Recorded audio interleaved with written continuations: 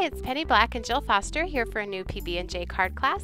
And today I'll be making another card featuring this happy little Hedgie from our new transparent set called So Loved. And before I begin the card, I'm just going to pop up here real quick the supplies that I'll be using in creating this card, including the Copic markers and where they were used in coloring the Hedgie image. And I will be putting both of these supply lists up at the very end of the video up on screen. So if you want to look at them in further detail at that time, you can just hit pause and take a look at those.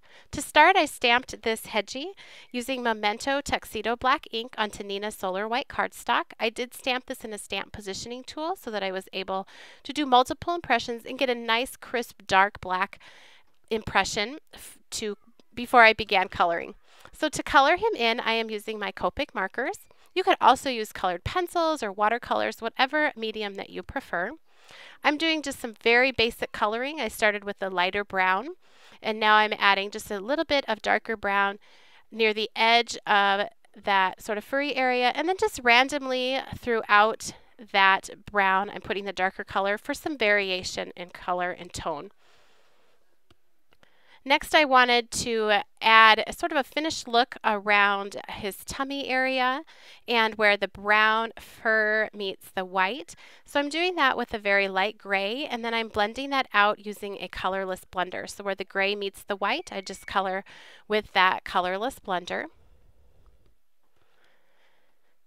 I'll add a touch of color here to his cheeks and some blush, and I'll also add that to his little hand and his feet. And these critter stamps are really so fun to color. If you haven't done any of our critter stamps, this is a great set to start with because you get 4 different large images plus a great sentiment, and they give you a chance to work with the cat, the Hedgie, or the dog. So it's a great set to start with. It's versatile enough for use for Valentine's or any love theme occasion, but also just for thinking of you or sending a hug and encouragement type cards too. For the hearts, I used my dark to light shading, so I just put in my darkest color, blended it with my medium tone, and then my lightest. I'm using that same color scheme on this little heart here. And I'm adding just a touch of that to his cheeks just to darken up sort of the blush on his cheek. And to give the envelope a finished look, I will add a touch of blue to that, just some shadow. And this will tie into the sky that we'll be creating for his little scene in a little bit. Once I was done, I did fussy cut this image. He's really easy to cut out, and you don't need to worry about getting like every little jagged edge of his fur or quills, whatever they're called, when you're cutting him out. It'll look just fine if you cut around just the basic shape. Now, to create my scene, I did go through my stash of Penny Black dies and pick some of my favorites here. I'm using the Sentiment Love die, the Love is Growing, and also our Snowflake stitch frame, which I think is definitely versatile enough to use outside of the holiday season, and I just wanted to show you that here. So I laid everything out in white, and then I'll go in now and begin adding my color. I'm going to start with the color of Summer Sky for the background.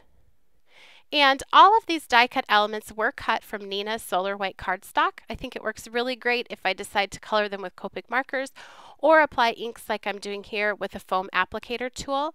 The smooth Neenah Solar White cardstock really accepts those inks well, and it's easy to add it onto that smooth surface. I did hand trim a little hill or ground area for the bottom, and I'm just holding that up there to make sure I've applied enough blue color. I'm also going to add Danube blue right on top, starting on the outside and working my way in.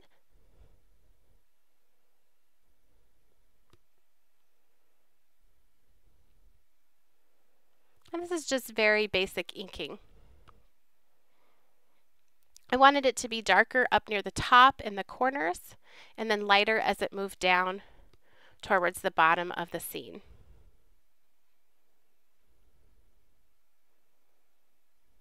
And so I have it kind of turned. The area on the left is actually the bottom of the scene, but it's easier for me to apply my inks coming in from the right-hand side. Now I'll just clean off my little work area, and I'm going to apply the color of Desert Sand to this little sort of hill that I trimmed. So if you hand trim any hills to add to sort of a whimsical scene like I'm doing, they don't always have to be like a green grass or a white snow.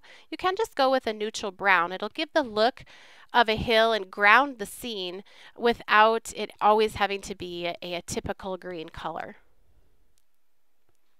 I like that this desert sand has a touch of red in it, which is a nice match with the coloring that I used on the Hedgie too.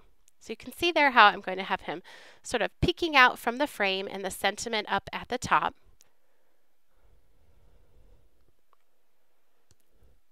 Now to color the sentiment, I wanted it to be an exact match with the hearts that are on the Hedgie.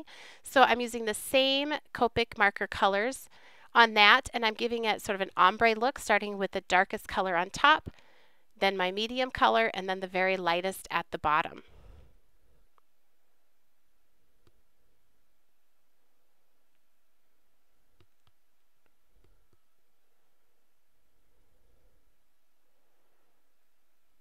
I also am adding just a touch of that desert sand color on top just to make sure that all those edges are covered.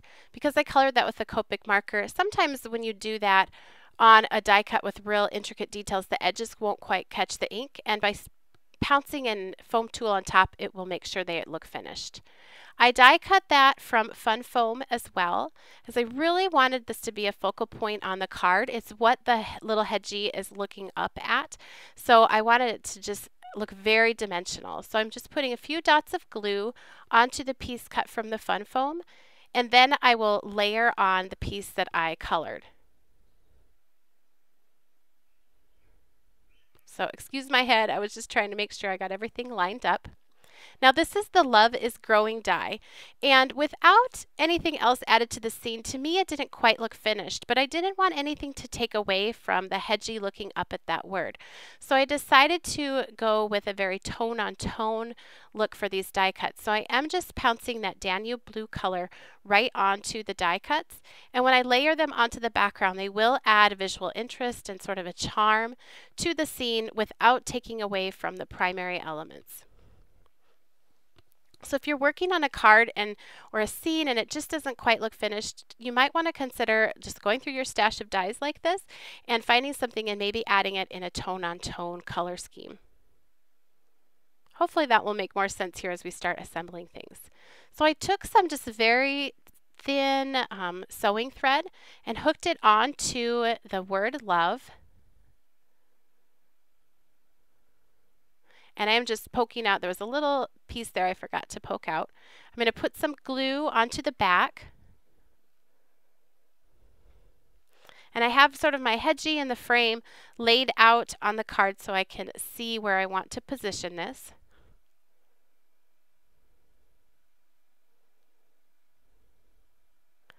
Just going to pick that up, keep the strings up near the top, and then place it onto the card.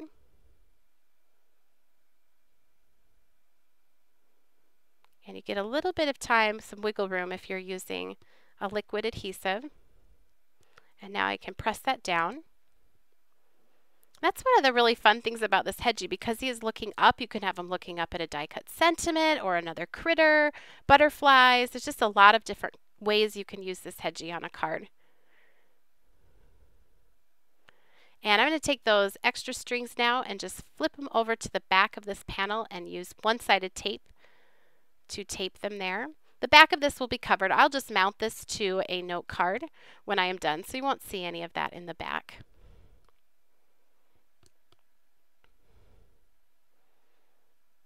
Now I'm just laying out these pieces.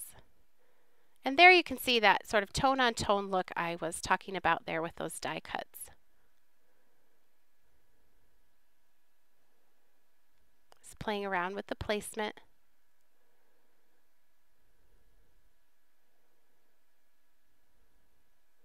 Sometimes I get to fiddling with these things for so long, as if that tiny little quarter of an inch matters when the finished card is done.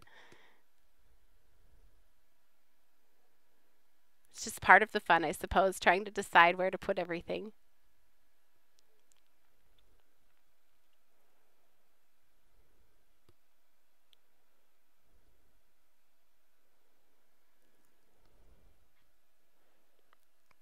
just keep moving that around. Getting happier, I think.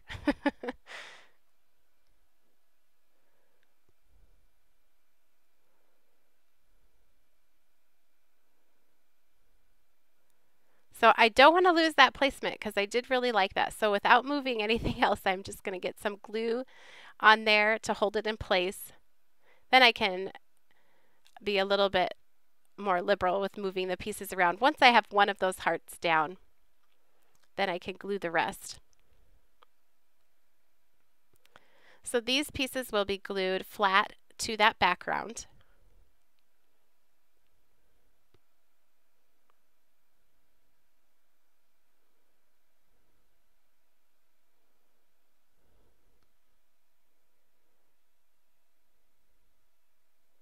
We'll make sure that this is also down well. And I'm not worried about any of the excess that's hanging over the edge of the card. I'll just be able to trim that away. I'll add my little hill to the bottom.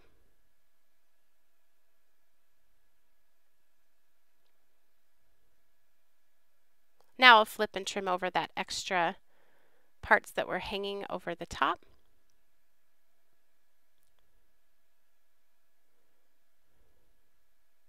Now before I glue down that Hedgie, I am taking a Memento Tuxedo black marker and just going around the outer edge. That will help hide any imperfections in my cutting, as well adding a very light layer of Vintage Photo Distress ink using an ink blending tool and a foam pad. Now I'll decide exactly where I want him to be. He is popped up with foam squares behind him, as is that frame.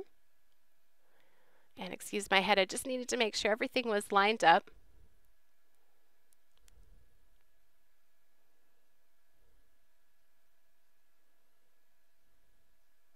And to finish things off, I just tied tiny little bows with that sewing thread to add onto the sentiment. And I will glue those down and the card will be complete. So here's a look at that finished card. I thank you so much for watching. If you enjoyed today's video, please be sure to give it a thumbs up and subscribe to our YouTube channel. You can also connect with Penny Black on Facebook, Pinterest, Instagram, here on YouTube, as well as Twitter, our blog, and our website. And I will link to all of those, including a link to our online store down in the YouTube description box below. And if you stay tuned, here at the very end of the video are those supply lists that I promised earlier. Happy stamping!